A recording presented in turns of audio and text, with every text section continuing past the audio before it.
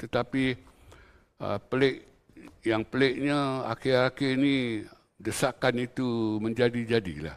Jadi bagi saya satu keberanian politik di situ, syabas. Dan sepatutnya pihak yang menuntut itu fahamlah bahawa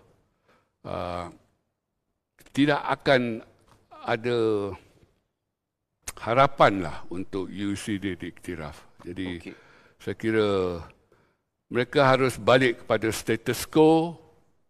Mereka ada laluan mereka sendiri dan mereka tahu sebenarnya sekolah-sekolah yang menawarkan UEC ni, mereka pilih sendiri untuk tidak mau menyertai sistem kerajaan yang sebenarnya. Mereka tahu mereka memilih jalur itu dan jalur itu tak akan diiktiraf. Mereka tak boleh bekerja dengan sektor awam. Mereka tak boleh melanjutkan pelajaran ke IPTA. Jadi mereka tahu semua ini. Tetapi